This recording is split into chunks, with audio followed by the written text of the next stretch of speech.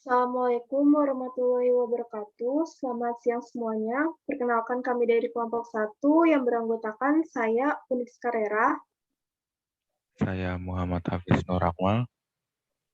Dan saya Hairunisa. akan membahas mengenai bab 9, yaitu inventaris, masalah penilaian tambahan.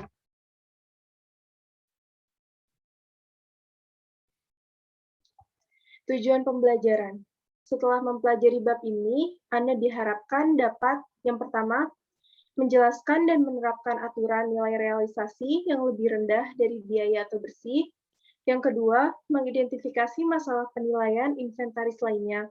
Yang ketiga, menentukan persediaan akhir dengan menerapkan metode laba kotor. Yang keempat, menentukan persediaan akhir dengan menerapkan metode persediaan eceran. Dan yang kelima, menjelaskan cara melaporkan dan menganalisis persediaan.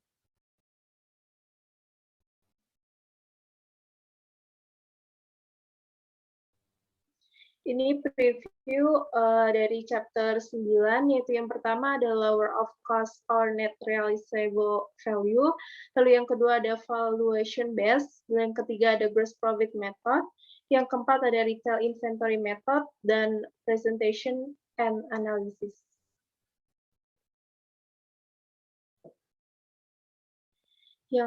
Lalu ada nilai realisasi rendah biaya atau bersih. Sebuah perusahaan meninggalkan prinsip biaya historis ketika utilitas masa depan atau kemampuan menghasilkan pendapatan dari aset turun di bawah biaya aslinya. Nah, nilai realisasi bersih ini adalah perkiraan harga jual dalam bisnis yang normal lalu dikurangi dengan perkiraan biaya untuk menyelesaikan dan perkiraan biaya untuk melakukan penjualan.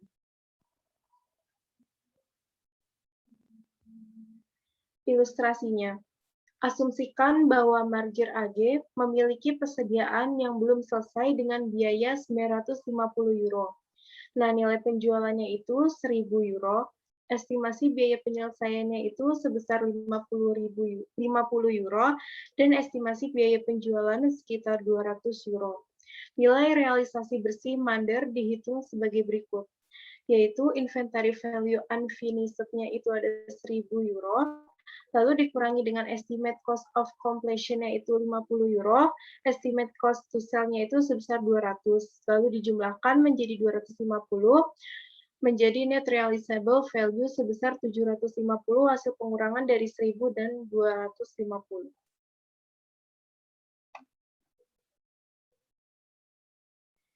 Ini merger Mander melaporkan persediaan di neracanya seharga 750 euro, dan dalam laporan laba ruginya, Mander melaporkan loss on inventory write-down-nya itu sebesar 200 euro.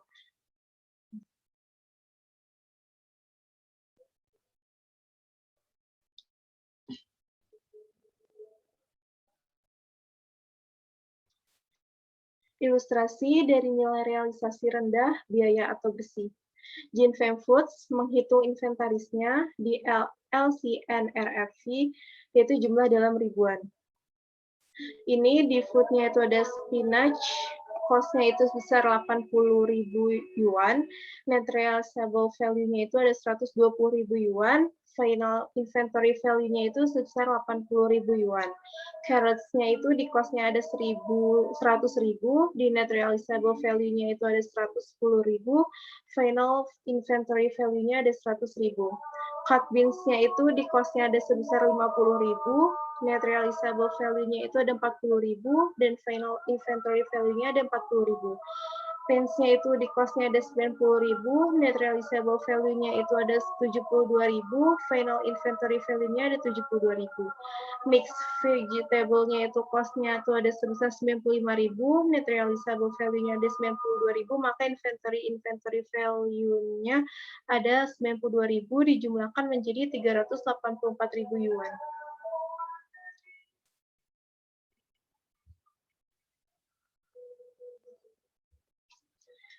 Metode penerapan nilai realisasi rendah biaya atau bersih. Asumsikan bahwa Jinfeng Foods memisahkan produk makanannya menjadi dua kelompok besar, beku dan kalengan. Nah, ini frozen spinach itu cost-nya ada 80.000, di LCNRF-nya itu ada 120.000 yuan. Maka di individual items-nya itu sebesar 80.000. Nah, carrots-nya itu di cost-nya ada 100.000, di LCNRF-nya itu ada 110.000, maka individual items-nya itu sebesar 100.000 di cost. Nah, cut beans-nya itu 50.000, di LCNRV-nya itu ada 40.000, di individual items-nya itu sebesar 40.000. Total frozen di cost-nya itu ada 230.000, di LCNRV-nya itu ada 270.000, di majors group-nya itu ada 230.000. Nah, canned beans-nya itu di cost ada 90.000, di LCNRV-nya itu ada 72.000, individual items-nya itu sebesar 72.000. Nah, fixed vegetables-nya itu di cost ada 95.000, LCNRV-nya itu ada 92.000, di individual items itu ada 92.000. Total canned di cost 185.000, LCNRV-nya itu ada 164.000, di major groups-nya itu ada 164.000. Totalnya di cost itu ada 415.000 yuan, di LCNRV-nya itu ada 434.000 yuan, di individual item-nya itu sebesar 384.000 yuan, majors group-nya itu sebesar 394.000 yuan, dan total inventory-nya itu sebesar 415.000 yuan.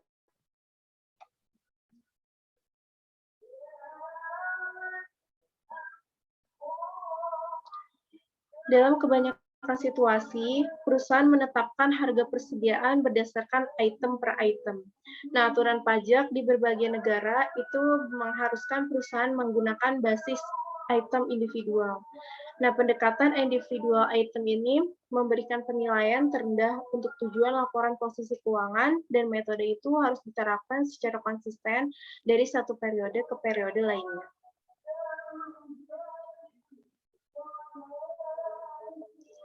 Merekam NRV alih-alih biaya. Ilustrasinya, data untuk Ricardo SPA, itu cost of goods sold-nya itu sebesar 108.000 euro, and the inventory cost-nya itu sebesar 82.000, and the inventory at RMV-nya itu ada sebesar 70.000. Nah, loss method-nya itu, jurnalnya adalah loss due to decline to NRV-nya itu sebesar 12.000, pada inventory-nya diambil dari 82.000 dikurangi 70.000, maka hasilnya 12.000 di kredit. Nah, COGS metodenya itu jurnalnya ada cost of goods sold sebesar 12.000 di debit, pada inventory 12.000 di kredit.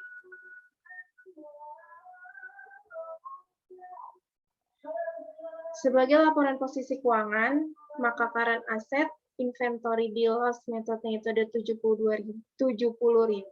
COGS metodenya itu sebesar 70.000 euro juga. Nah, prepaid-nya loss method 20.000, COGS metodenya 20.000. Account receivable loss metodenya itu ada sebesar 350.000, COGS metodenya itu ada sebesar 350.000. Cash-nya di loss metodenya ada 100.000, COGS metodenya ada 100.000, maka total current asset di loss method 540.000, di COGS metodenya pun juga 540.000. Nah, ini ada income statement. Sales di loss method itu sama juga dengan COGS method. Nah, kalau salesnya itu ada 200.000 di loss method, di COGS metodenya itu ada 200.000 juga. Nah, di COGS-nya itu sama, loss metodenya ada 108.000, tapi di COGS metodenya itu sebesar 120.000.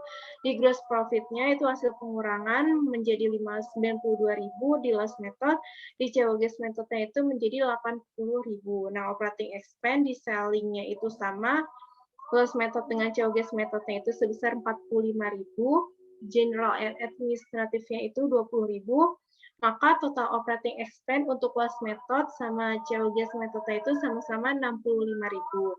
Nah, other income and expense-nya itu ada loss due to decline of inventory to NRV. Di loss metodenya itu ada 12.000, tetapi di COGS method itu tidak ada. Interest income-nya itu sama-sama 5.000. Maka total other-nya itu hasil pengurangan dari itu, di loss metodenya ada sebesar 7.000, di COGS metodenya itu ada 5.000. Nah, income from operation itu sebesar sama-sama 20.000, income tax expense itu sama-sama 6.000, maka pengurangannya itu menjadi net income sebesar 14.000 euro untuk cost method dan GeoGuess method. Penggunaan tunjangan.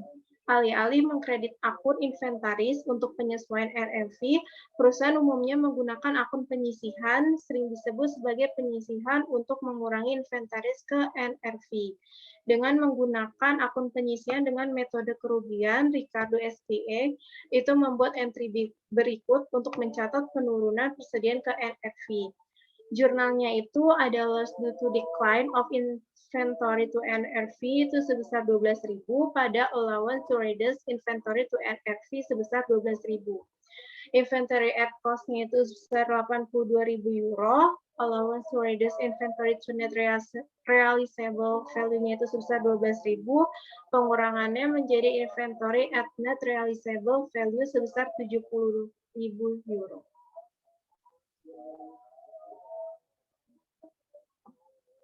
Sebagai laporan posisi keuangan, current asset, inventory di no allowance-nya itu sebesar 70.000 euro.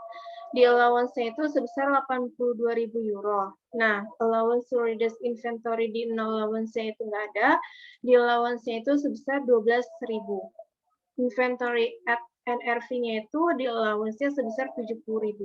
Prepaid-nya itu sama di no allowance dan allowance itu sebesar 20.000, account receivable-nya juga sama-sama 350.000, di cash-nya itu juga sama-sama 100.000. Maka total current asset di no allowance-nya itu sebesar 540.000, di allowance-nya pun juga sama sebesar 540.000.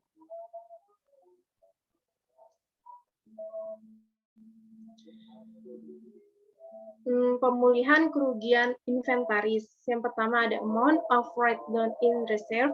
Lalu yang kedua ada reversal limited to amount of original write-down. Melanjutkan contoh Ricardo, asumsikan nilai realisasi bersih meningkatkan menjadi 74.000 euro. Meningkat 4.000 euro. Nah, Ricardo membuat entry berikut menggunakan metode kerugian. Jurnalnya itu allowance to reduce inventory to NRV-nya sebesar 4.000, pada recovery of inventory loss-nya itu sebesar 4.000.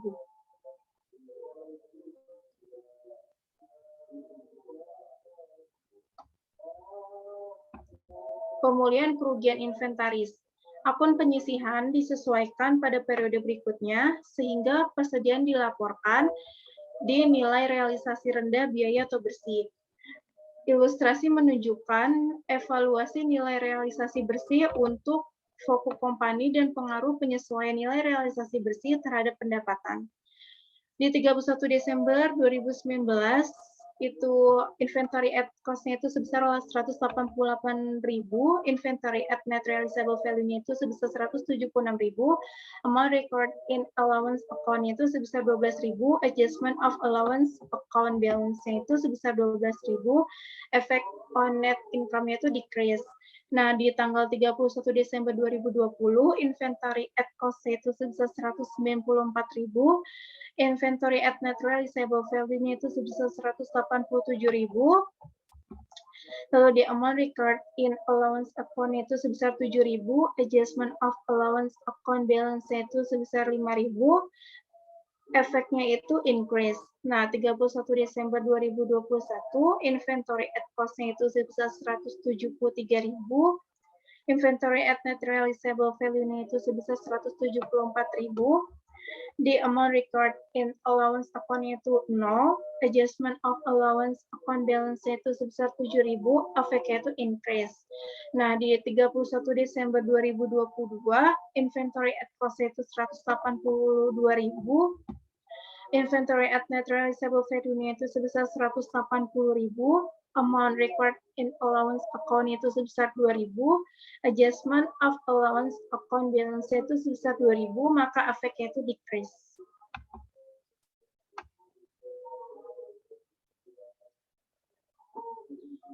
Evaluasi dari rules LCM.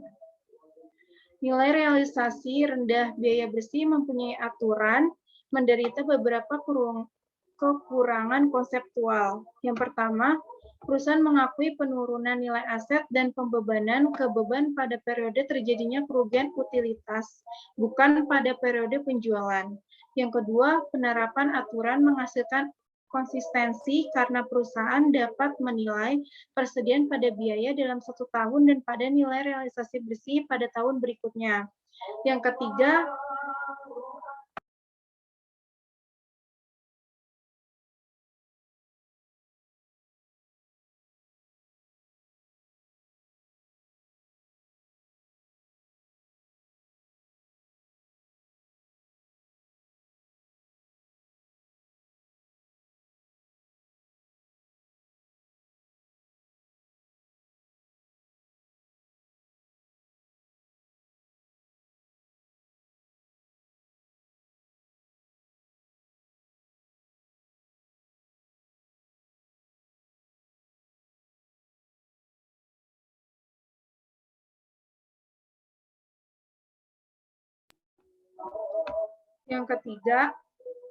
nilai realisasi rendah biaya bersih menilai persediaan pada laporan posisi keuangan secara konservatif.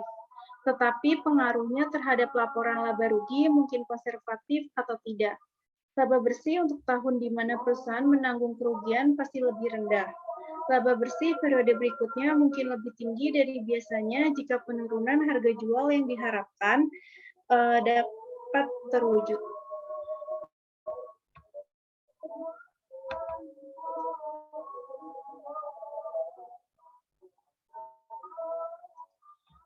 Nilai realisasi rendah biaya bersih. P9.1 Primarse SE memproduksi meja.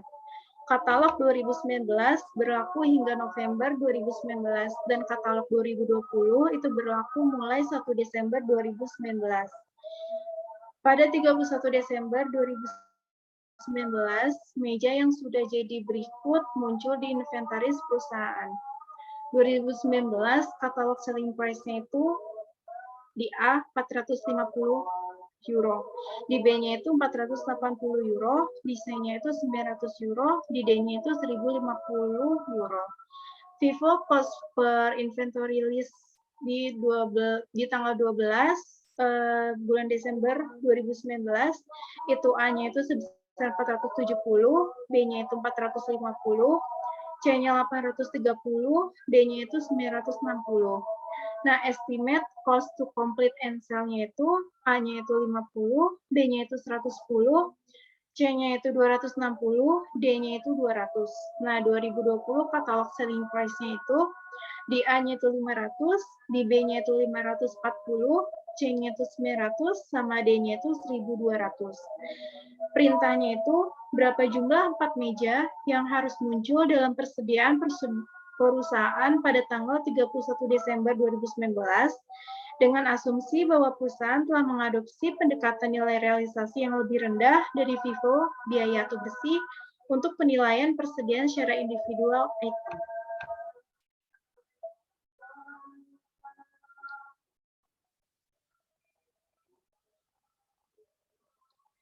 Instruksinya sama seperti yang tadi. Ini finished Dex-nya itu 2019 katalog selling price-nya itu A-nya itu 450 euro, B-nya itu 480 euro, C-nya itu 900 euro, D-nya itu 1050. FIFO cost per inventory list-nya pada tanggal 12 Desember 2019, A-nya itu 470, B-nya itu 450, C-nya itu 830. Yang D-nya itu 960. Estimate cost to complete and sell-nya itu yang A50, yang B-nya itu 110, yang C-nya itu 260, yang D-nya itu 200. Di 2020 katalog selling price-nya itu di A-nya 500, di B-nya itu 540, yang C-nya itu 900, yang D-nya itu 1200. Maka net realizable value lower of cost or NRV-nya itu A-nya sebesar 450, B-nya itu 430, C-nya 640, sama yang D-nya itu 960.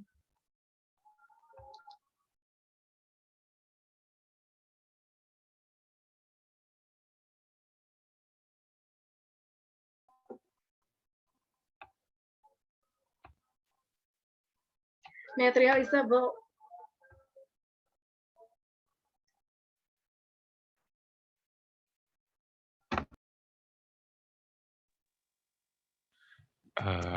Ada basis penilaian nilai realisasi bersih. Keberangkatan dari aturan LCNRV dapat dibenarkan dalam situasi ketika yang pertama, biaya sulit ditentukan. Yang kedua, barang siap dipasarkan dengan harga pasar kuotasi. Dan yang ketiga, unit produk dapat dipertukarkan. Dua situasi umum di mana NRV adalah aturan umum. Yang pertama, aset pertanian. Lalu yang kedua, komoditas dipegang oleh makalar ke pedagang.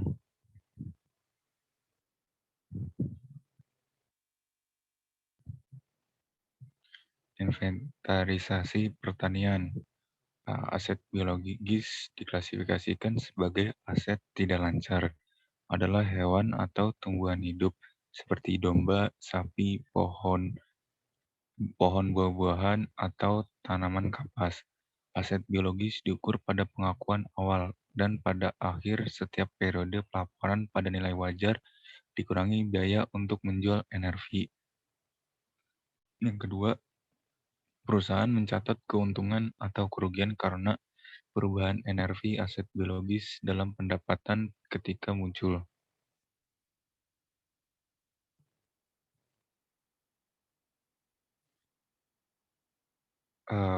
Produk pertanian adalah produk yang dipanen dari aset biologis seperti wol dari domba, susu dari sapi perah, buah yang dipetik dari pohon buah, atau kapas dari tanaman kapas. Hasil pertanian diukur pada nilai wajar dikurangi biaya untuk menjual NRV pada saat panen. Setelah dipanen, NRV menjadi biaya.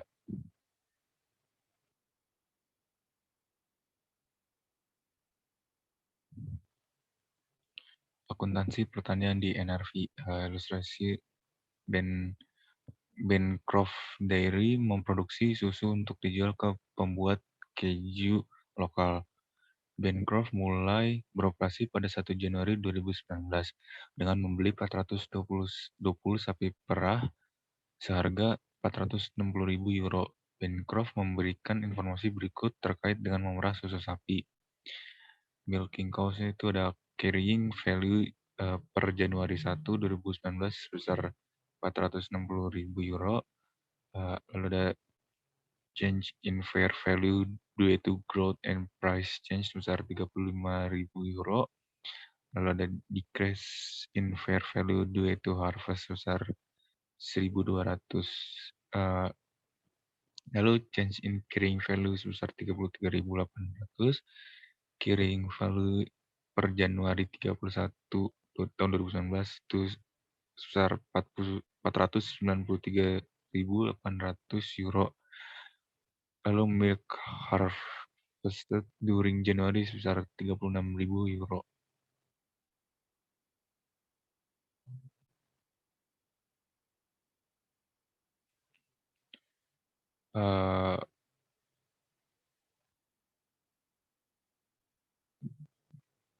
Carrying value per Januari 1, 2019 itu sebesar 460.000 euro. Change in fair value due to growth and price changes sebesar 35.000 euro. Decrease in fair value due to harvest sebesar 1.200. Change in carrying value-nya menjadi 33.800. Carrying value per Januari 31, 2019 493.800 euro. Milk harvested during Januari sebesar 36.000 euro. Bancroft membuat jurnal berikut untuk mencatat perubahan nilai tercatat sapi perah. Biological asset milik cost sebesar 33.800 pada debit. Lalu unrealized holding gain or loss income 33.800 pada kredit.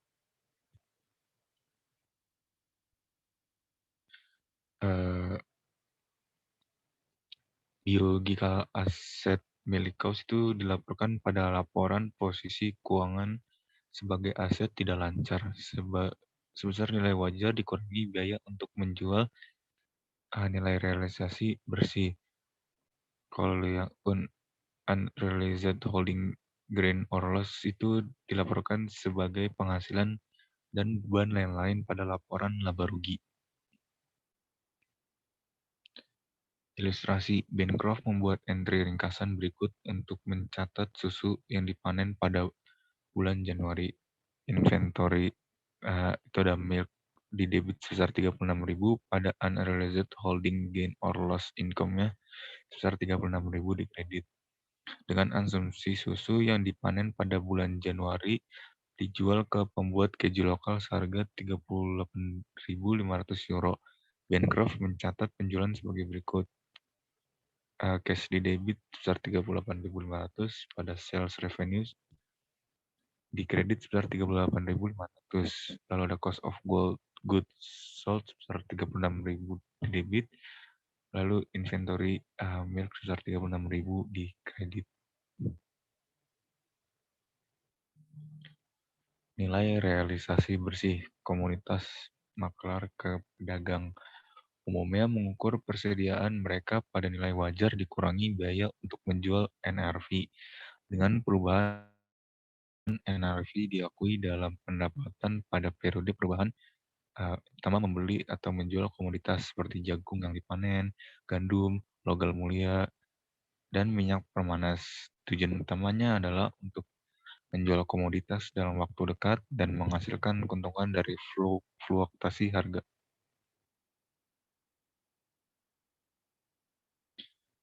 Basis penilaian, nilai penjualan mandiri relatif digunakan saat membeli berbagai unit dalam satu pembelian sekaligus. Ilustrasi, Woodland Developers membeli tanah seharga $1 juta yang akan dibagi menjadi 400 lot. Kafling ini memiliki ukuran dan bentuk yang berbeda, tapi secara kasar dapat diurutkan ke dalam 3 kelompok yang nilai A, B, dan C. Saat Woodland menjual kafling, ia membagi biaya pembelian sebesar $1 juta di antara kafling yang terjual dan kafling yang tersisa. Hitung harga pokok penjualan dan laba kotor.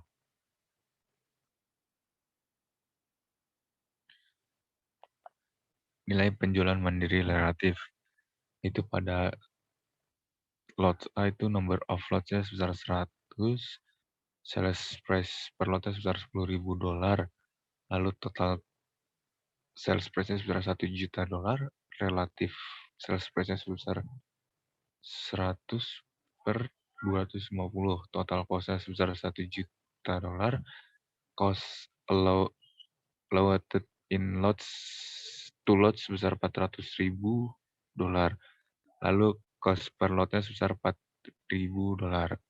Yang B, number of lotnya sebesar 100, sales price per lotnya sebesar 6.000, total sales price itu sebesar 600.000, relative sales price sebesar 60 per 2,5,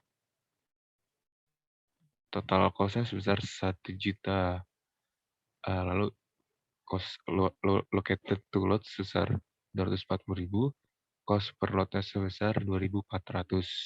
Untuk yang C, number of lotnya sebesar 200, sales price per lotnya sebesar 4.500, total sales price itu sebesar 900, maka total sales price-nya untuk ABC itu sebesar $2.500.000.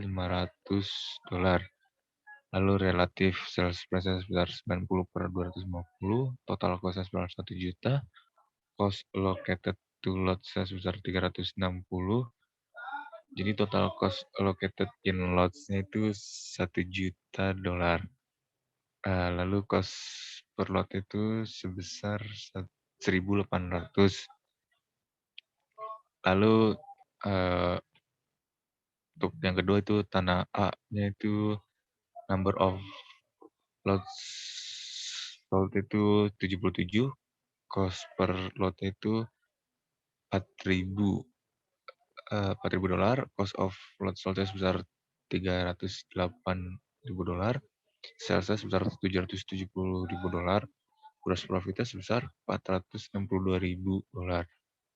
Untuk yang B, number of lot sold sebesar 80, cost per lot sebesar 2.400, cost of lot sold sebesar 192.000, sales sebesar 480.000, gross profit-nya sebesar 288.000.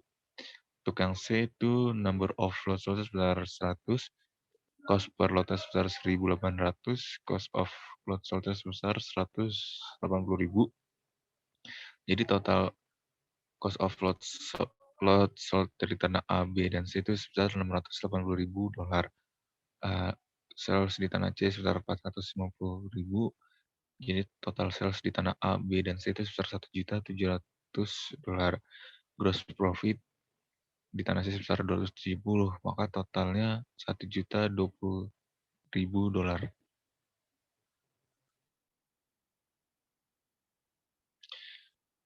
Komitmen pembelian masalah khusus.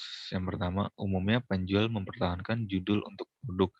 Yang kedua, pembeli tidak mengakui aset atau kewajiban. Yang ketiga, jika materi, pembeli harus mengungkapkan rincian kontrak dalam catatan laporan keuangan.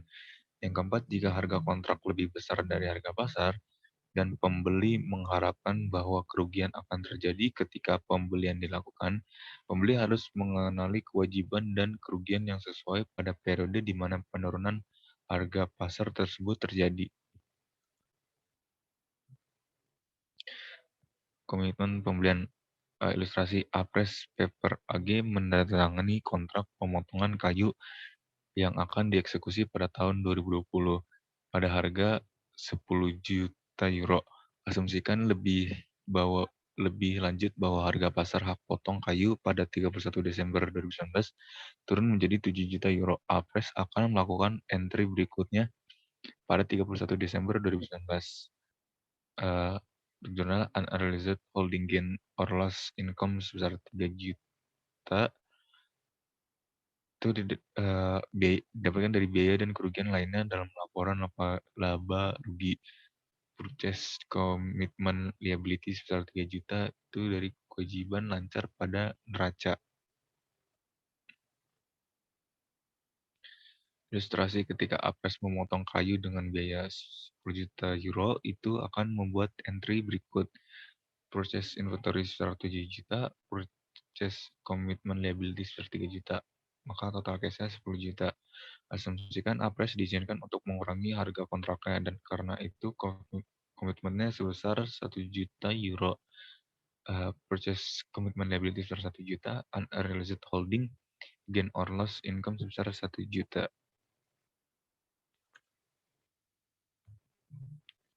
Metode laba kotor untuk memperkirakan persediaan. Ukuran pengganti untuk perkiraan persediaan bergantung pada 3 asumsi. Yang pertama, memulai inventaris ditambah pembelian sama dengan total barang yang harus dipertanggungjawabkan. Yang kedua, barang yang tidak dijual harus ada di tangan. Yang ketiga, penjualan dikurangi menjadi biaya, dikurangkan dari jumlah persediaan pembukaan ditambah pembelian. Persediaan akhir yang sama. Ilustrasi. Cetus SE memiliki persediaan awal sebesar 60.000 euro dan pembelian 200.000 euro. Keduanya dengan biaya penjualan dengan harga jual mencapai 280.000 euro. Laba kotor pada harga jual adalah 30%. Cetus menerapkan metode gross margin sebagai berikut. Beginning inventory at cost 60.000 euro, purchase at cost sebesar 200.000,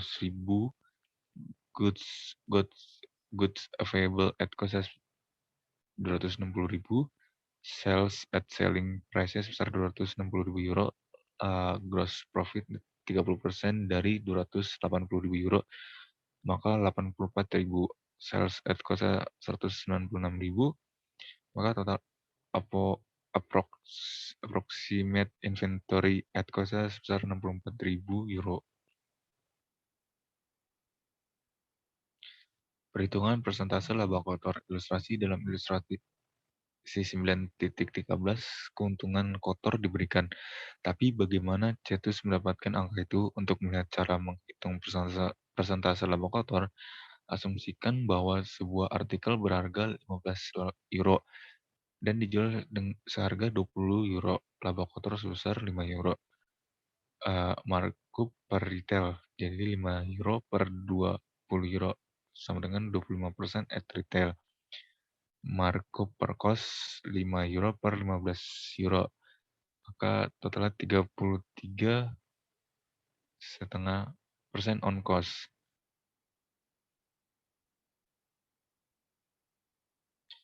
Gross profit on selling price itu rumusnya percentage markup on cost per 100% ditambah persentase markup on cost. Yang kedua, persentase markup on cost itu rumusnya gross profit on selling price per 100% dikurang gross profit on selling price. Gross profit on selling price given 20%, maka jadinya 20 per 1 100 kurang 20, maka hasilnya 25%. Kalau given-nya 25%, maka rumusnya 25 per 1 dikurang 25, maka totalnya 33,5%. 25 dibagi 1 ditambah 25 sama dengan 20%. Itu untuk gross profit on selling price. Untuk yang given-nya 50%, berarti 50 per 1 ditambah 50 sama dengan 33,5%.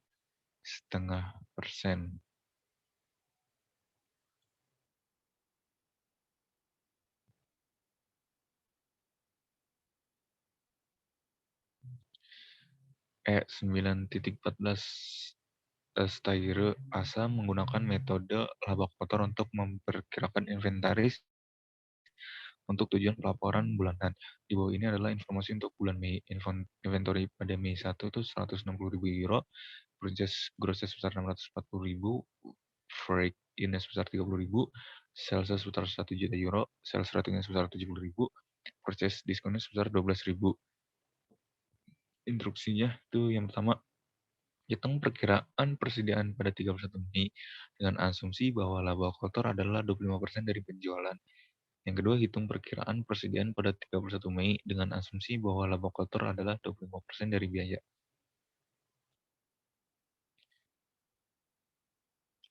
Yang A, hitung perkiraan persediaan pada 31 Mei dengan asumsi bahwa laba kotor adalah 25% dari penjualan. Inventory pada Mei 1 itu at cost sebesar 160.000 euro, purchase gross at cost sebesar 640.000, purchase diskon sebesar 12.000, freight in sebesar 30.000, total goods available at cost sebesar 818.000. Lalu sales at selling price sebesar 1 juta euro, sales returns at selling price sebesar 70.000, net sales at selling price totalnya 930.000. Lalu gross profit 25% dari 930.000 itu 232.500. Maka sales at cost sebesar 697.500. Total approximate inventory pada Mei 31 at cost sebesar 120.500 euro.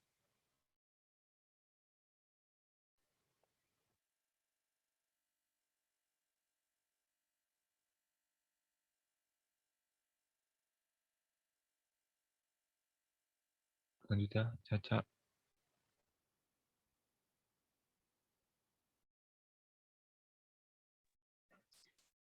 Selanjutnya adalah hitungan dari yang sebelumnya, yaitu yang B, hitungan perkiraan persediaan pada 31 Mei dengan asumsi bahwa laba kotor adalah 25% dari biaya. Jadinya yaitu 25% per 100% ditambah 25% sama dengan 20% dari sales, yaitu sebesar 930.000. Jadi pada gross profit-nya sebesar 186.000, sales-nya menjadi 774.000 dan approximate inventory pada 31 Mei sebesar 74.000.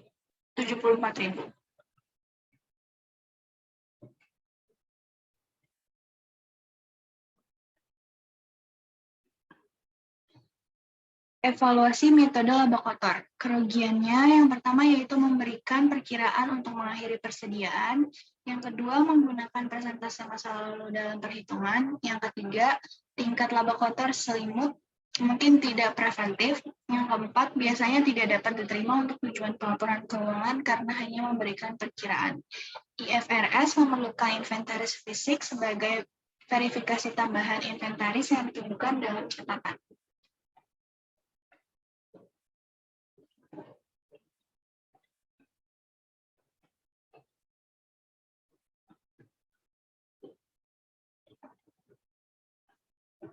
Metode inventaris retail. Metode yang digunakan oleh pengecer untuk kompilasi persediaan dengan harga eceran. Retail dapat menggunakan rumus untuk mengubah harga eceran menjadi biaya. Mengharuskan pengecer untuk menyimpan data yang pertama yaitu total biaya dan nilai eceran barang yang dibeli. Yang kedua, total biaya dan nilai ecer barang yang tidak tersedia untuk dijual. Dan yang ketiga yaitu penjualan untuk periode tersebut. Metodenya yaitu yang pertama ada conventional method atau LCNRV, dan yang kedua ada cost method. Sini ada ilustrasi untuk metode inventaris retail.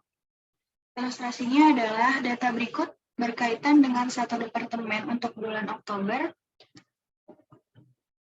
Untuk Fuku Ltd, siapkan inventaris retail komputasi jadwal menggunakan metode konvensional dan biaya. Sini ada beginning inventory 1 Oktober yaitu cost-nya 52.000 dan retail 78.000. Purchase-nya ada 272.000 dan di retail 423.000. Trade-in-nya di cost ada 16.600. Purchase returns-nya di cost ada 5.600. Additional marks up-nya di retail yaitu 9.000. Marks up cancellation-nya di retail 2.000.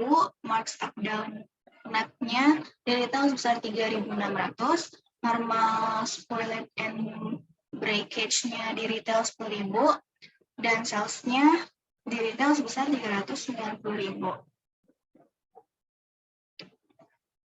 Ini conventional method-nya yaitu di beginning inventory, cost to retail-nya masih kosong, purchase-nya juga, tapi ditambah pada purchase return yaitu sebesar 5.600 dikurang 5.600 dan di retail sebesar 8.000. Untuk fresh in-nya 16.600, marks up net-nya di retail 7.000 dan current year edition-nya untuk cost ada sebesar 283.000 dan retail 422.000. Di goods available for sale-nya itu sebesar 335.000 dan di retail sebesar 500.000 pada 67,0%.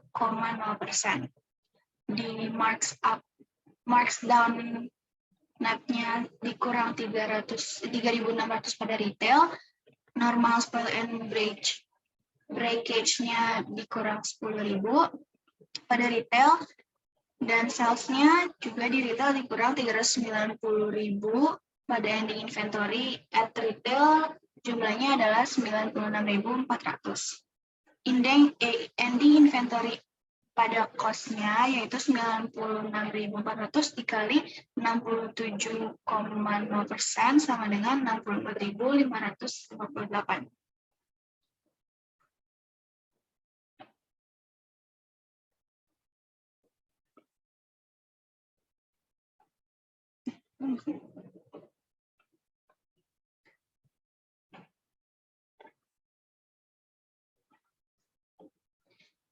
Item yang berkaitan dengan metode retail. Yang pertama ada free cost, yang kedua ada purchase returns, yang ketiga ada purchase discount and allowance, yang keempat ada transfer in, yang kelima ada normal shortage, yang selanjutnya ada abnormal shortage, yang terakhir ada employee discounts. Ketika penjualan dicatat kotor, perusahaan tidak mengenali diskon penjualan. Ini ada ilustrasi 9.22 tentang conventional retail inventory method, special item included. Extreme sport apparel, beginning inventory-nya pada cost sebesar 1.000 euro dan pada retail sebesar 1.800 euro. Purchase-nya sebesar 30.000 pada cost dan 60.000 pada retail. Trade-in-nya sebesar 600 pada cost. Purchase returns-nya sebesar 1.500 pada cost dan 3.000 pada retail. Total pada cost-nya ada 30.100 dan retail sebesar 58.800. Net markup-nya sebesar 9.000 pada retail. Abnormal shortage-nya pada cost sebesar 1.200 dan pada retail sebesar 2.000. Lalu totalnya pada cost menjadi 28.900 dan pada retail menjadi 65.800. Deduct-nya yaitu di net markdown-nya ada 1.400 pada retail, sales-nya sebesar 36.000, lalu ada sales returns-nya sebesar dikurang 900 dan pada retail menjadi 35.100. Untuk employee discounts-nya sebesar 800, normal shortage-nya sebesar 1.300 dan pada ending inventory at retail-nya yaitu sebesar 27.200 euro. Untuk cost to retail ratio-nya yaitu dari 28.900 pada total cost dibagi 65.800 pada total retail sama dengan 43,9%. Untuk ending inventory at LCNRV yaitu 43,9% dikali 27.200 dari ending inventory at retail sama dengan 11.940,80 euro.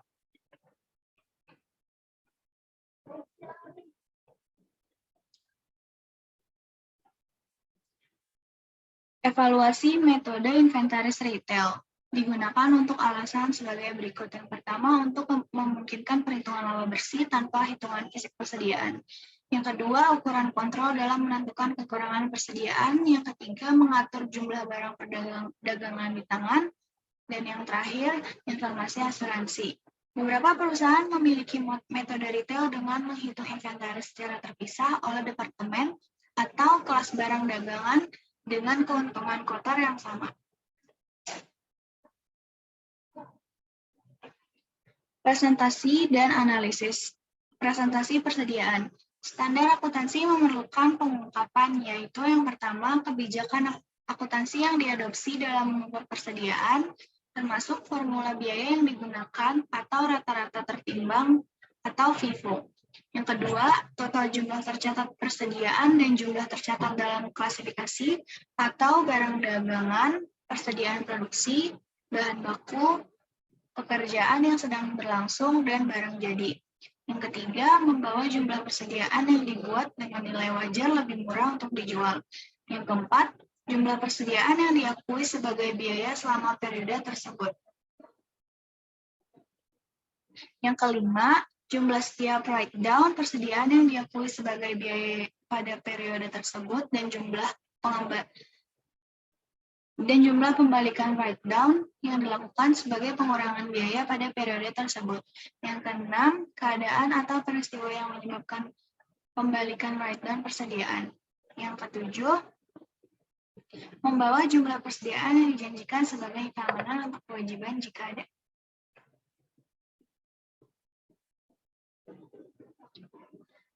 Analisis persediaan. Pada rasio umum yang digunakan dalam manajemen dan evaluasi tingkat persediaan adalah perputaran persediaan dan hari rata-rata untuk menjual inventaris. Perputaran pada inventaris. Mengukur beberapa kali rata-rata perusahaan menjual inventaris selama periode tersebut. Ilustrasinya adalah dalam laporan tahunan 2015, Ted & Lyle PLC melaporkan inventaris awal sebesar 372 juta euro persediaan akhir sebesar 263 juta euro, dan biaya barang yang dijual sebesar 1.319 juta euro untuk tahun ini. Rumus untuk inventory turnover yaitu inventory turnover sama dengan cost of goods sold per average inventory sama dengan 1.319 per 372 ditambah 363 dibagi 2 sama dengan 3,59 kali.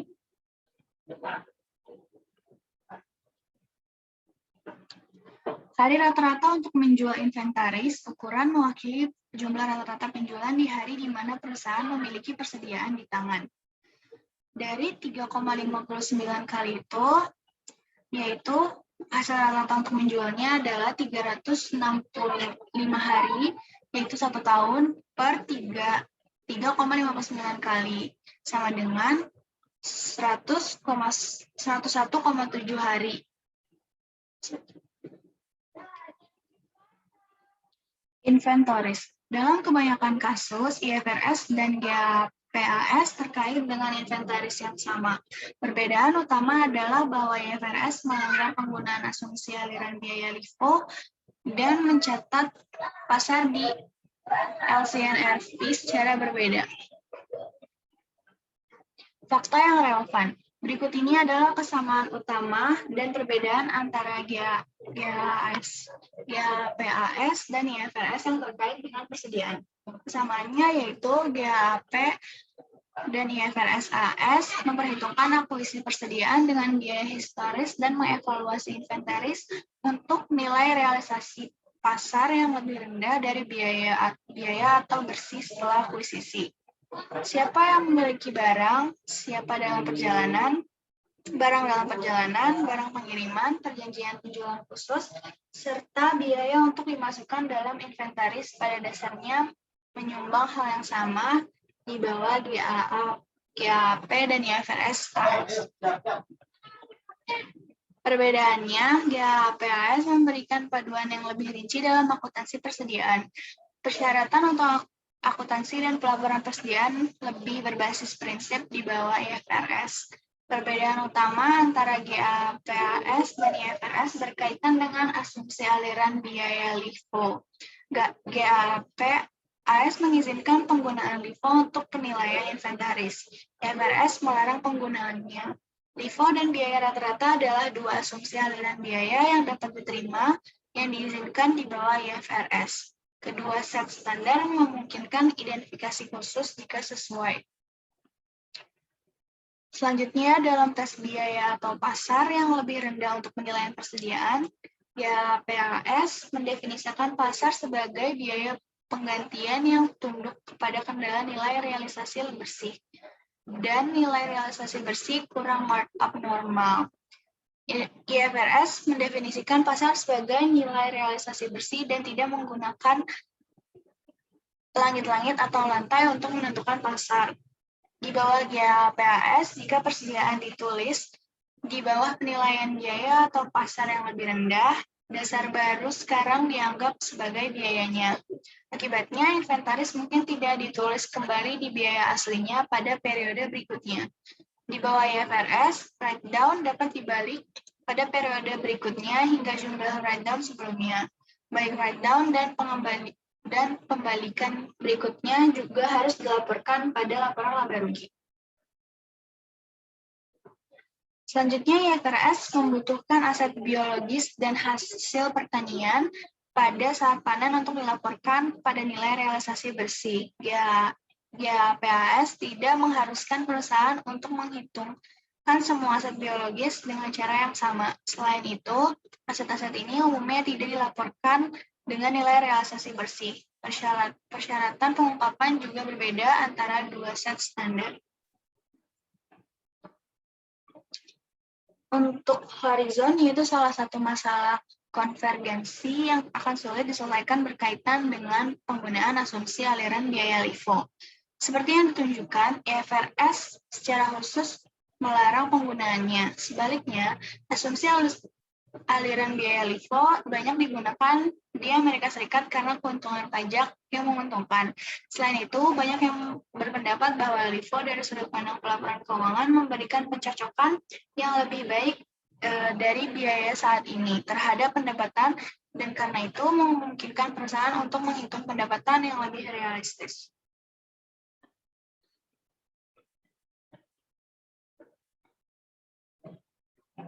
Selanjutnya adalah pembahasan soal-soal dan jawaban.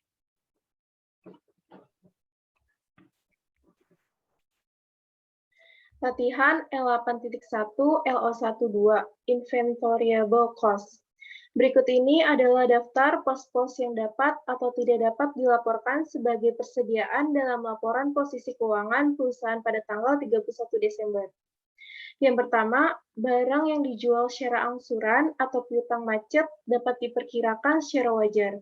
Yang kedua, barang keluar secara konsinyasi di toko perusahaan lain.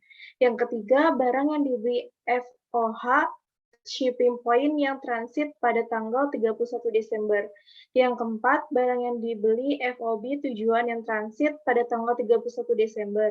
Yang kelima, barang yang dijual ke perusahaan lain di mana perusahaan kami telah menandatangani perjanjian pembelian kembali di harga yang ditetapkan yang mencakup semua biaya yang terkait dengan persediaan. Yang keenam, barang yang dijual di mana pengembalian besar dapat diprediksi. Yang ketujuh, barang yang dijual FOB shipping point yang transit pada tanggal 31 Desember. Yang kedelapan, biaya pengiriman barang yang dibeli. Yang kesembilan, biaya bunga yang dikeluarkan untuk persediaan yang diproduksi secara rutin.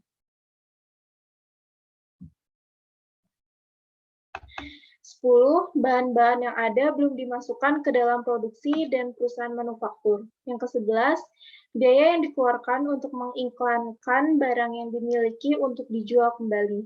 Yang ke-12, perlengkapan kantor. 13. Bahan baku yang digunakan oleh perusahaan manufaktur untuk memulai produksi, tetapi belum sepenuhnya diproduksi di proses. Yang ke-14, perlengkapan pabrik. 15. Barang-barang yang disimpan dalam konsinyasi dari perusahaan lain. Yang ke-16, biaya yang diidentifikasi dengan unit yang diselesaikan oleh perusahaan manufaktur tetapi belum dijual. 17. Barang yang dijual FOB tujuan yang transit pada tanggal 31 Desember. 18. Investasi jangka pendek pada saham dan obligasi yang akan dijual kembali dalam waktu dekat. Instruksinya, tunjukkan item mana yang biasanya akan dilaporkan sebagai persediaan dalam laporan keuangan. Jika suatu barang tidak harus dilaporkan sebagai persediaan, tunjukkan bagaimana hal itu harus dilaporkan dalam laporan keuangan pernyataan. Jawabannya, untuk item 2, 3, 5, 8, 10, 13, 14, 16, dan 17 itu akan dilaporkan sebagai persediaan di laporan keuangan. Nah, item berikut tidak akan dilaporkan sebagai inventaris. Akun pertama itu, atau item pertama, harga pokok penjualan dalam laporan laba rugi. Item yang keempat, tidak dilaporkan dalam laporan keuangan. Item keenam, harga pokok penjualan dalam laporan laba rugi. Item yang ketujuh itu harga pokok penjualan dalam laporan laba rugi. Item 9, beban bunga dalam laporan laba rugi. Item 11, beban iklan dalam laporan laba rugi. Item ke-12, perlengkapan kantor di bagian aset lancar dari laporan posisi keuangan. Item 15 tidak dilaporkan dalam laporan keuangan.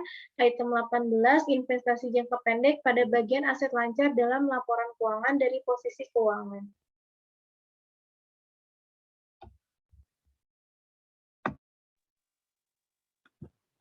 E8.9 LO3 FIFO dan Average Cost Determination. Catatan transaksi perusahaan Lo Blanco untuk bulan April adalah sebagai berikut. Proses pada tanggal 1, balance on hand-nya membeli 600 dengan harga per unitnya sebesar $6.000. Pada tanggal 4 itu membeli 1.500 unit dengan harga $6,8. Pada tanggal 8 membeli 800 dengan harga per unit sebesar $6,40. Pada tanggal 13, membeli 1.200 unit dengan harga perbarangan 6,50. Membeli terus barang dengan harga per unit $6,6. Ya bisa lihat di gambar angka-angkanya naik.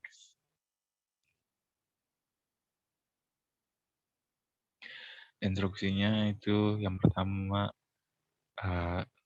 harga satuan bulat rata-rata sampai 4 desimal dengan asumsi bahwa catatan persediaan periodik disimpan dihitung 2 biaya rata. Yang B, dengan asumsi bahwa catatan persediaan perpetual disimpan dalam unit dan dolar. Menentukan penemuan Tori pada tanggal 30 April menggunakan 1 FIFO dan 2 biaya rata-rata. Yang C, dalam periode inflasi, metode persediaan mana FIFO atau biaya rata-rata akan menunjukkan yang tertinggi.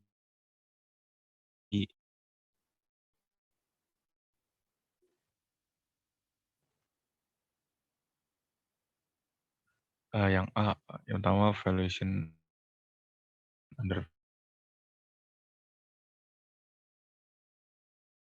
sale.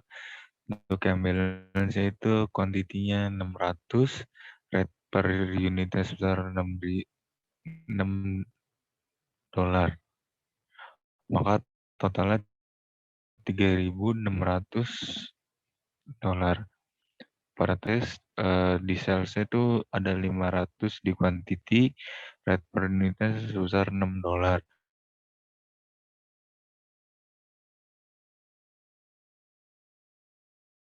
Jadi ada per unit maka totalnya $600. Pada tanggal 4,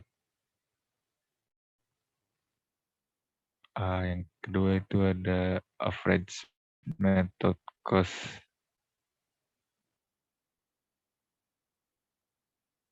Pada tanggal 4 di proses itu ada 1.500 di quantity, rate per unitnya $6,80, maka totalnya 10.200. Untuk di balance-nya itu ada 100 unit, rate per unit itu $6, maka totalnya $600. Lalu juga ada 1.500 di quantity, rate per unitnya $6,80, maka totalnya $10.200. Pada tanggal 8 di proses itu ada 800, rate per unitnya $6,40, maka totalnya $5.120. Di balance itu ada 100 quantity dan rate per unitnya ada $6, maka totalnya $600. Quantity nya ada 1.500, rate per unitnya ada $6,80. Maka totalnya 10.200. Lalu ada 800 dan rate per unitnya sebesar 6,40. Maka totalnya 5.120. Untuk tanggal 9 itu di sales itu ada kuantitas sebesar 100, rate per unitnya sebesar $6, maka totalnya $600. Lalu ada 1.200 di quantity di sales. Untuk balance itu ada 300 di quantity, rate per unit itu $6,80, maka totalnya $2.040. Untuk masih sama kuantitinya 800 dengan harga yang sama $6,40, maka totalnya $5.120. Untuk tanggal 11 itu di salesnya ada quantity 300, rate per unit dan $6,80, maka totalnya $2.040. Masih sama di sales itu ada 3.000 di quantity, 300 di quantity, rate per unitnya $6,40, maka totalnya $1.920. Untuk di balance-nya tuh ada quantity-nya sebesar 500 dengan harga per unitnya sebesar 640, maka totalnya 3.200. Untuk tanggal 13 itu di proses itu ada quantity sebesar 12.000 dengan rate per unit sebesar $6,50. Maka totalnya $7.800. Untuk di balance itu ada 500 di unit dan 1.200 di quantity. Rate per unitnya ada 6,40. Totalnya 3.200. Untuk yang 1.200, rate per unitnya itu ada 6,50. Maka totalnya $7.800. Pada tanggal 21, itu di prosesnya itu ada 700 di quantity, 6,6 di rate per unit, maka totalnya $4.620. Di balance itu ada 500 unit dengan harga $6,40, maka totalnya $3.200. Di quantity tanggal 21 juga itu ada 1.200 dengan harga per unitnya $6,50, maka totalnya $7.800. Lalu juga masih ada 700 di quantity dan dengan harga $6,6, maka totalnya $4.620. Pada tanggal 23 itu di salesnya itu quantity 500 dengan harga 6,40, maka totalnya 3.200. Lalu ada 700 di quantity dengan harga per unitnya 6,5, maka totalnya 4.550. Di balance itu ada 500 di quantity, ada dengan harga 6,5, maka totalnya 3.250. Lalu ada 700 di quantity dengan harga 6,6, maka totalnya 4.620. Lalu untuk tanggal 27 itu ada di salesnya itu ada 500 di quantity dengan harga 6,5, maka totalnya 3.250. Masih sama di sales itu ada 400 quantity dengan harga 6,6, maka total $2.640. Lalu di balance itu udah quality-nya sebesar 300 dengan harga 6,6, maka totalnya $1.980. Lalu ada quantity 300 dengan harga 6,6, maka totalnya $1.980. Di tanggal 29 tuh prosesnya ada quantity sebesar 500 dengan harga 6,79, maka totalnya $3.395. Balance itu ada 500 di quantity dengan harga 6,79, maka totalnya 3.395, maka total inventory value-nya itu sebesar $5.375.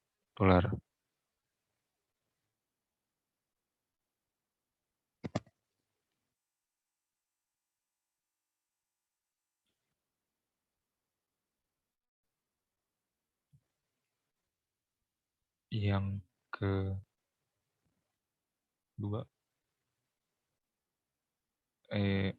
yang C itu ada dalam lingkungan inflasi, harga pokok barang mencakup barang-barang yang lebih murah, sedangkan persediaan akhir mencakup barang-barang yang lebih mahal.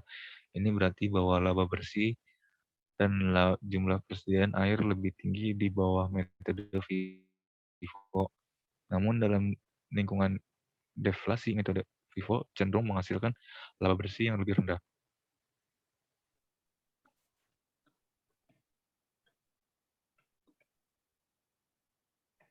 Selanjutnya ada soal 8.17, FIFO dan LIFO periodik dan perpetual. Informasi inventaris untuk bagian 311 dari Seminole Corp mengungkapkan informasi berikut untuk bulan Juni. Juni 1, balance-nya 300 unit sebesar $10, tanggal 11 purchase sebanyak 8.800 unit sebesar $11, tanggal 20 purchase 500 unit sebesar $13. Pada unit sold-nya tanggal 10 Juni 200 unit sebesar $24, tanggal 15 500 unit sebesar $25, dan tanggal 27 unit sold-nya 250 unit sebesar $27. Instruksinya yang A dengan asumsi bahwa metode persediaan periodik digunakan. Hitung harga pokok penjualan dan persediaan akhir berdasarkan yang pertama yaitu LIFO dan yang kedua FIFO. Yang B dengan asumsi bahwa metode persediaan perpetual digunakan dan biaya dihitung pada saat masing-masing penarikan. Berapa nilai persediaan akhir pada LIFO? Yang C dengan asumsi bahwa metode persediaan perpetual digunakan dan biaya dihitung pada saat masing-masing penarikan, berapa laba kotor jika persediaan dinilai pada FIFO. Yang D, mengapa dikatakan bahwa LIFO biasanya menghasilkan laba kotor yang lebih rendah daripada LIFO?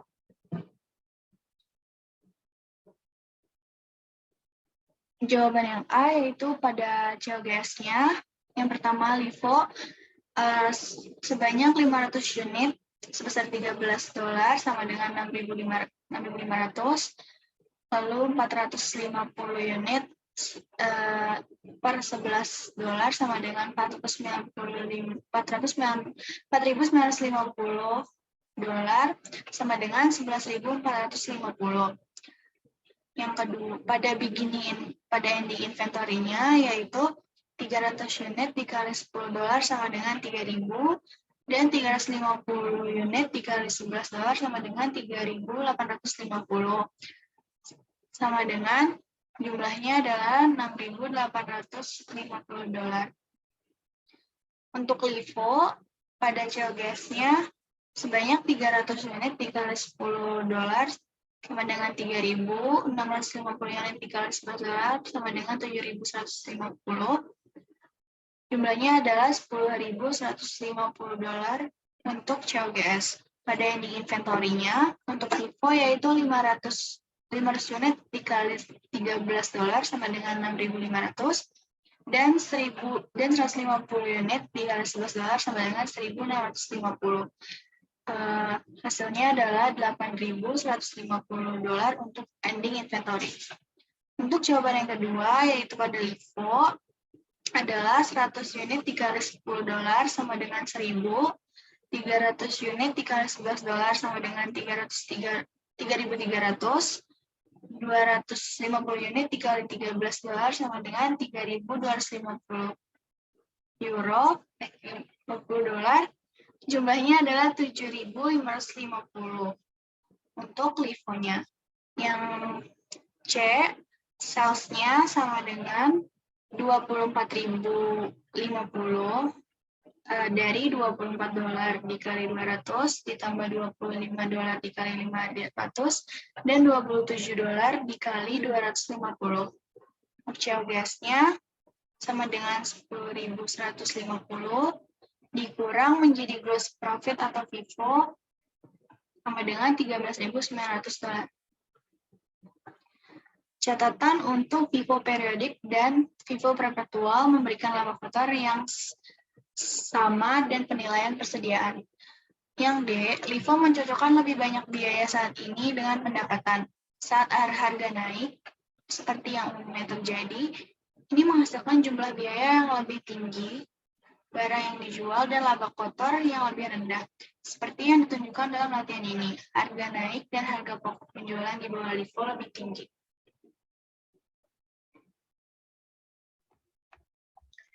P8.2 LO12 kerja kelompok yaitu tentang penyesuaian persediaan. Dimitri Company, produsen kecil alat, memberikan informasi berikut dari catatan akuntansinya untuk tahun yang terakhir pada tanggal 31 Desember 2019.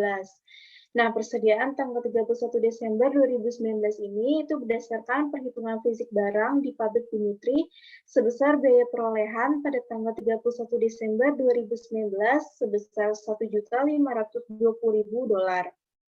Hutang usaha pada tanggal 31 Desember 2019 ini sebesar $1.200.000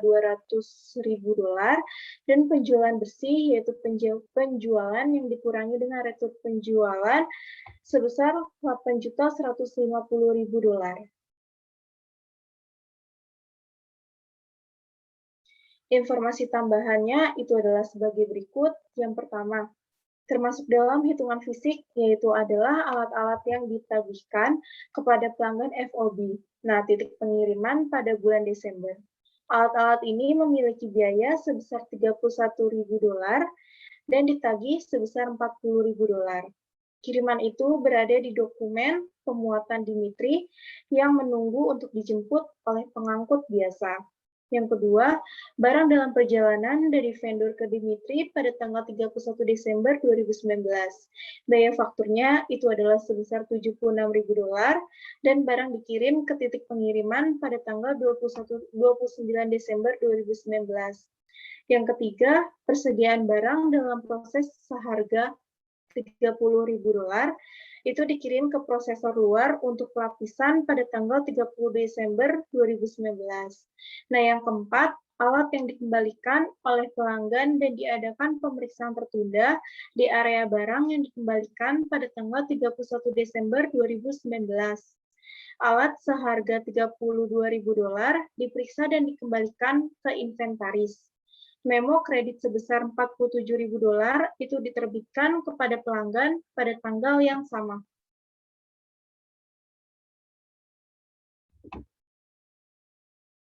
Yang kelima, itu alat dikirim ke pelanggan FOB tujuan pada tanggal 26 Desember 2019, sedang transit pada bulan Desember tanggal 31 tahun 2019, dan memiliki biaya sebesar $26.000. Setelah pemberitahuan penerimaan oleh pelanggan pada tanggal 2 Januari 2020, maka Dimitri mengeluarkan faktur penjualannya itu sebesar $42.000. Yang keenam, barang dengan biaya faktur sebesar $27.000 diterima dari vendor pada pukul 5 sore pada tanggal 31 Desember 2019 dan dicatat pada laporan penerimaan tanggal 2 Januari 2020. Nah, barang tersebut tidak termasuk dalam perhitungan fisik, tetapi faktur tersebut termasuk dalam hutang dagang pada tanggal 31 Desember 2019. Yang ketujuh, barang yang diterima dari vendor pada tanggal 26 Desember 2019 itu termasuk dalam hitungan fisik. Nah, bagaimanapun terkait 6.000 faktur vendor itu tidak termasuk dalam hutang usaha pada tanggal 31 Desember 2019 karena salinan laporan penerimaan hutang dagang itu hilang. Yang kedelapan, pada tanggal 3 Januari 2020 itu telah diterima tagihan pengiriman bulanan sebesar $58.000. RUU khusus terkait dengan barang dagangan yang dibeli pada pada bulan Desember 2019 ini, setengahnya itu masih dalam persediaan pada tanggal 31 Desember 2019. Biaya pengirimannya itu tidak termasuk dalam persediaan atau akun dan dibayarkan pada tanggal 31 Desember 2019 nanti.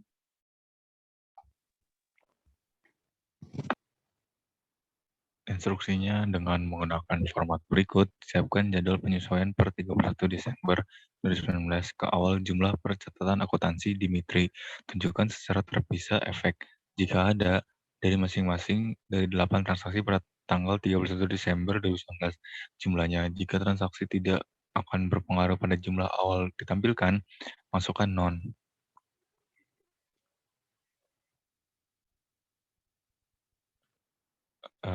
Dimitri Company Schedule of Adjustment Desember 31 2010 itu inventornya ada 1.520, accounts payable 1.200, net sales 8.150. Untuk yang pertama inventornya non, account payable non, net sales sebesar 40.000. Yang kedua inventornya 76.000, accounts payable 76.000, net sales non. Yang ketiga inventornya 30.000, accounts payable non, net sales non. Yang keempat 32.000 di inventory, accounts payable non, dan 47.000 di net sales. Yang kelima 26.000 di inventory, accounts payable non, net sales non. Yang keenam 27.000 di inventory, accounts payable non, net sales non. Yang ke-7 inventory-nya non, accounts payable 58.000, net sales non. Yang ke-8 inventory-nya 4.000, accounts payable 8.000, net sales non. Total adjustment di inventory 195.000, accounts payable-nya totalnya 140, net sales-nya 87.000. Maka total adjustment amounts-nya di inventory sebesar 1 juta $715, accounts payable $1.340, dan di net sale $8.063.000.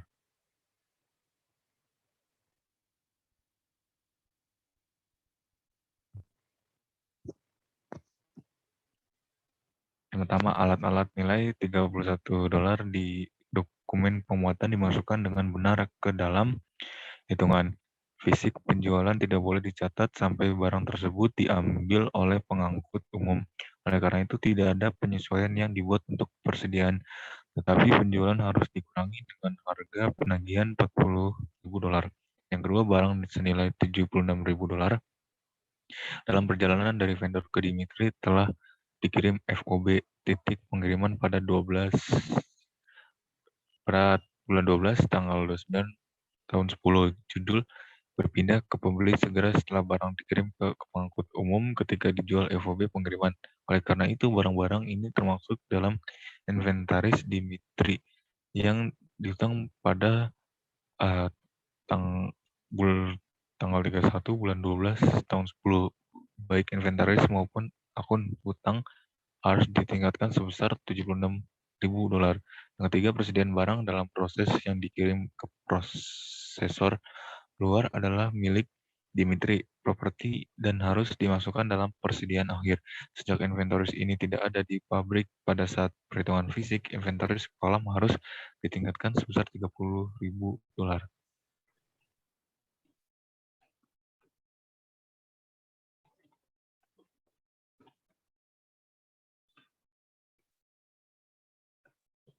Selanjutnya yang keempat, alat seharga $32.000 dicatat sebagai penjualan pada $47.000 pada tahun 2010. Namun, barang-barang ini dikembalikan oleh pelanggan pada tanggal 31 Desember. Jadi, penjualan bersih 2010 harus dikurangi dengan pengembalian $47.000. Juga $32.000 harus ditambahkan ke kolom persediaan karena barang-barang ini tidak termasuk dalam hitungan fisik. Yang kelima, alat Dimitri senilai $26.000 dikirim ke pelanggan FOB. Tujuan masih dimiliki oleh Dimitri selama dalam perjalanan karena hak milik tidak diwariskan barang tersebut sampai diterima oleh pembeli. Oleh karena itu, $26.000 harus ditambahkan ke kolom inventaris. Tidak diperlukan penyesuaian pada kolom penjualan karena penjualan dicatat dengan benar pada tahun 2011 ketika pelanggan menerima barang. Yang keenam, barang diterima dari vendor pada pukul 17.00 pada 31 Desember 2010. Seharusnya termasuk dalam persediaan akhir, tetapi tidak termasuk dalam persediaan fisik menghitung. Oleh karena itu, $27.000 harus ditambahkan ke kolom persediaan. Tidak menyesuaikan dibuat untuk hutang, karena faktor disertakan di tanggal 31 Desember 2010 pada hutang dagang.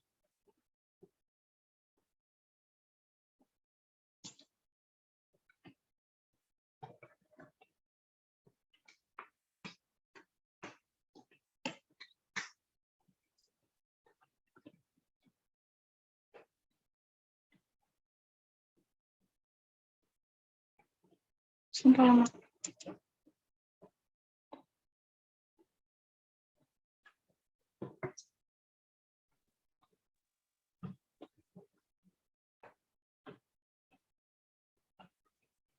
Yang ketujuh, barang senilai $56.000 yang diterima pada tanggal 26 Desember 2010 telah dimasukkan dengan benar ke dalam perhitungan fisik persediaan. $56.000 harus ditambahkan ke akun terhutang karena faktur tidak termasuk dalam akun pada tanggal 31 Desember 2010 atau saldo hutang.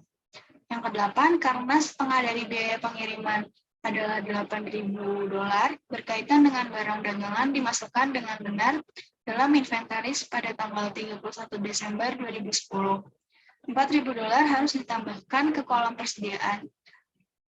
Pada debit, yaitu sebesar $4.000 yang tersedia harus tercermin dalam harga pokok penjualan. Sedangkan $8.000 penuh harus ditambahkan ke utang usaha karena kewajiban tidak dicatat.